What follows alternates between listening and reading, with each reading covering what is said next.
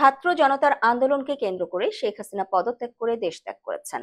এরই মধ্যে অন্তর্বর্তীকালীন সরকার গঠিত হয়েছে। এ সময় দেশের মানুষ একের পর এক নানা আলোচিত ঘটনার সাক্ষী হচ্ছে। সেসব ঘটনা বড় পর্দায় নিয়ে আসতে চাচ্ছেন অনেক নির্মাতা। ইতিমধ্যেই অনেক সিনেমার নামও নিবন্ধন করা হয়েছে।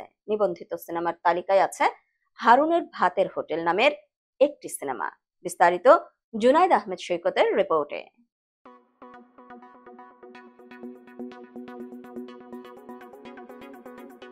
বৈষম্য বিরোধী ছাত্র আন্দোলনে তোপের মুখে গত ৫ আগস্ট প্রধানমন্ত্রীর ক্ষমতা থেকে পদত্যাগ করে দেশ ছাড়েন শেখ হাসিনা।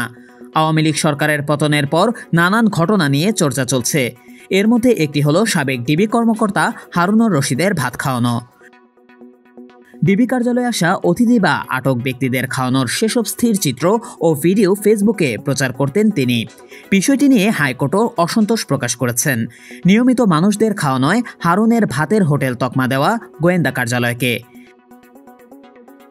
এবার সেই বিষয়টি নিয়ে সিনেমা তৈরির ঘোষণা দিয়েছেন অভিনয়শিল্পী জাদু আজাদ। সিনেমার নাম হারুনের ভাতের হোটেল। গতকাল বাংলাদেশ চলচ্চিত্র পরিচালক সমিতিতে সিনেমার এই নামটি নিবন্ধন করেন সাবেক এই ডিবি কর্মকর্তা। এ প্রসঙ্গে বলেন জাদু আজাদ, সিনেমা বানানোতে আমরা কোনো রকম আপোষ করব না। সিনেমাটি কিন্তু সেই হবে, তবে কারা এই সিনেমায় অভিনয় করবেন তা এখনও চূড়ান্ত করেননি বলে জানান তিনি। জাদু আজাদের ভাষ্য, এখনও সেগুলো ভাবেনি, তবে বেশ কিছু চমক থাকবে এতে। এদিকে খালেদা জিয়াকে নিয়েও সিনেমা নির্মাণের ঘোষণা দিয়েছেন এম.কে জামান।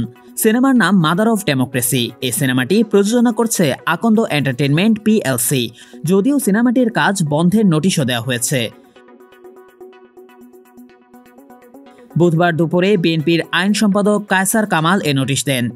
এদিন কায়সার কামাল বলেন, আপনারা যারা বেগম খালেদা জিয়াকে নিয়ে সিনেমা নির্মাণ করতে যাচ্ছেন তারা বিরত থাকুন, তা না হলে তাদের বিরুদ্ধে আইনি ব্যবস্থা নেওয়া হবে।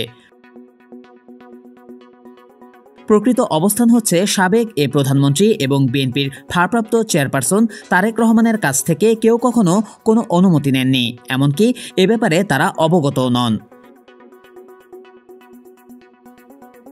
বিএনপির চেয়ারপারসনকে নিয়ে সিনেমা নির্মাণ বন্ধে লিগ্যাল নোটিশ দেওয়ার পাশাপাশি এর নোটিশের অনুলিপি পুলিশের মহাপরিদর্শক ও ঢাকা মহানগর পুলিশ কমিশনার বরাবর পাঠানো হয়েছে বলেও জানান বিএনপির এই আইন সম্পাদক।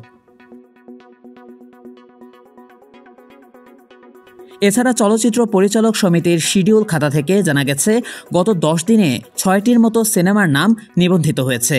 এগুলো হলো বদিউল আলম ভয়ঙ্কর আয়নাঘর, জয় সরকার আয়নাঘর, বেলাল সানি পরিবর্তন, জানেসার ওসমানের সিনেমা অন্ধকারের আয়নাঘর।